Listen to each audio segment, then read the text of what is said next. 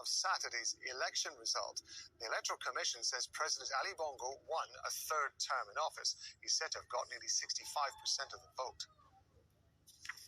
À cela s'ajoute une gouvernance irresponsable. After noting an irresponsible, unpredictable governance which results in a continuous deterioration of social cohesion that risks leading the country to chaos, today, the 30th of August, 2023, in the name of the Gabonese people, we, the Committee of the Transition and the Restoration of Institutions, have decided to defend the peace, putting an end to the regime in place. To this end, the general elections of August 26, 2023, as well as the results, are cancelled. The borders of the country are closed until further notice. All the institutions of the Republic are dissolved. The government, the Senate, the National Assembly, the Constitutional Court. We call on the population for calm and serenity, and we affirm our attachment to the respect of Gabon's commitments to the international community. Okay, for more on this, we're going to bring in Catherine Soy. She's following developments from Nairobi in Kenya. What more do we know about what's going on, Catherine? Yes, so that statement was released on Gabon TV. This is a state-run TV station that is based.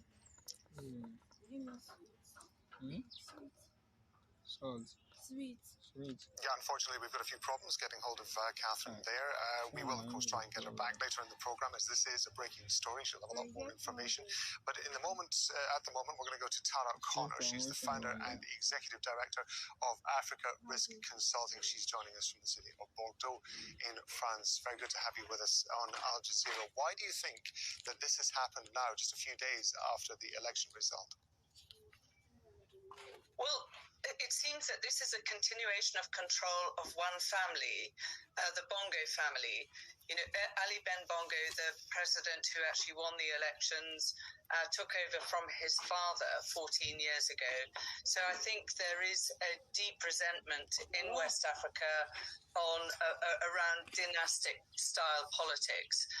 But nevertheless, this military intervention should really be seen in the context of perhaps the military interventions in neighbouring Francophone countries, Mali, Burkina Faso, and most recently Niger.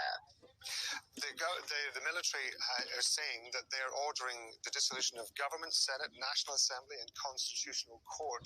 Is there any indication that they're A, in a position to order that, and B, will people actually listen? Well, I think it's, as we've seen elsewhere, when a military takes over, it's at the barrel of a gun. So people do tend to be a bit cautious. But definitely the Omar Bongo descendants, Ali Ben Bongo, they were particularly unpopular.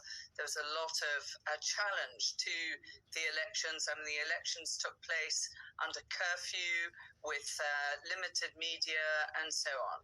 So really, even extending the term, Ali Ben Bongo's extending his term to a third term was particularly popularly unpopular. Well, it was unpopular with people. Is there any, or has there been any indication in Gabon's past that this kind of thing could happen? Does it have a history of this kind of military intervention? Yes, it does. There was an attempted coup against Ali Ben Bongo's father, Omar Bongo, but that was actually put down by French intervention. But France has long since changed its policy towards its former colonies, and Gabon is one of the key very loyal former colonies to France. But France has particularly changed that since Emmanuel Macron came into power and has sought to widen France's relationships to Nigeria, to South Africa, to Kenya, and reduce its dependence and reduce these very strong tied links to the former the Franc zone countries, as they are called. Is there any indication, do you think, that France is going to be put in a position where it feels it has to get involved in this, or is it going to be taking a fairly hands-off approach to what's happening in Gabon? I think it will be a hands-off approach. This is very much a big problem for France, and another coup in Francophone, what is traditionally called in France the Francophone West African countries, will be very unpopular in France. But I doubt very much that Macron will respond with an intervention as has happened in the past, unless France is called upon to do so by ECOWAS or the African Union or the regional bodies that have been taking a very prominent role in other military coups in the region, such as most recently in Niger, where the ECOWAS, the 15-member regional body, has actually announced that it has got preparations for a military intervention in Niger to restore the constitutional order. And we will watch to see what those regional bodies and what the African Union says now about this latest in this string of coups. I want to ask you about Gabon's economy. It's an OPEC member. It's an oil-producing country, fifth largest oil-producing nation in Africa, I understand. But it also has diversified into other areas as well. There are clearly going to be foreign interests who have investments in that. How concerning is this going to be for those foreign investors and, of course, for foreign governments as well? It's enormously concerning for foreign investors. Obviously, because the suspension of the rule of law in military intervention is effectively a suspension of the rule of law, and Gabon, yes, you're right to say it produces about I think its current production is around 210,000 barrels of oil. So it's not a huge producer in terms of its OPEC membership, but what's much more important is Gabon's role in the new energy transition. It is a major producer of manganese. It's a major producer of minerals, uranium, that are very important for the future energy transition. So geopolitically, it's important. But also very important, much more so to France, to European relations than, say, the OPEC countries. Let me ask you about the more local relations. It borders the Republic of Congo and Equatorial Guinea. What do you think the impact is going to be there? How are they going to be seeing this? Well, Congo is very much more as authoritarian state, as is Equatorial Guinea. So I don't think the rush of coups will worry those two regimes, particularly as they are quite tightly controlled by their leaders. But the country that I would be more concerned about would be Senegal, where you have a very unpopular president who's equally trying to manipulate upcoming elections by all sorts of means, including arresting and imprisoning opposition leaders. Tara O'Connor, founder and executive director of Africa Risk Consulting. We appreciate it very much indeed. Thank you very much. Thank you. Now I can go back to Catherine Soy, who we were talking to earlier about the latest from what was happening in Gabon. Catherine, thanks very much indeed for coming back to us. I know we had a few phone problems. What do we know then about the situation in Gabon at the moment? Yes, so this statement was released on Gabon TV. It's a state-run TV station that is based within the presidency, and those who addressed that briefing were members of the army.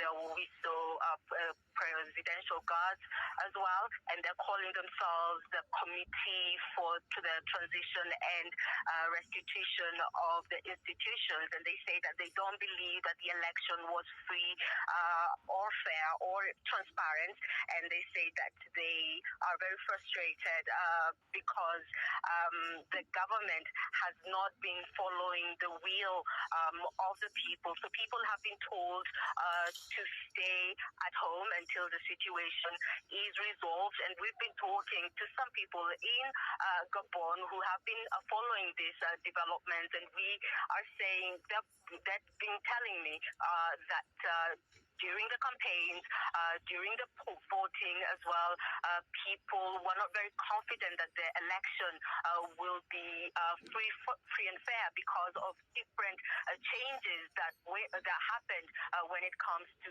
the election. For example, international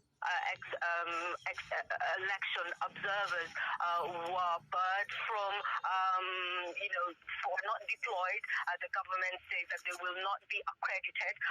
This case happens with also international journalists as well. We tried to get accredited, but it was not possible. So people are saying that this is a recipe for this and what is happening now. And we have also been told that the opposition had already said that they will not accept the results.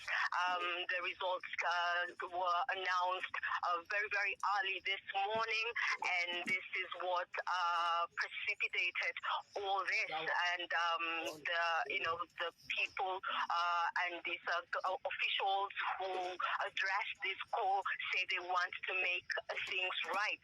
So we don't know where the president is right now. He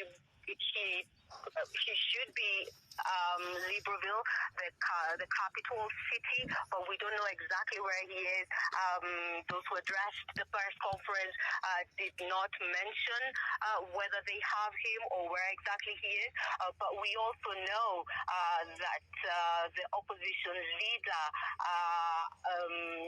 Mr. Osso, the opposition leader, we know that he is not in the country. He left the country immediately after voting because he said that his life was in danger. We don't know which country he is in right now. So the situation is still very fluid and people are staying home.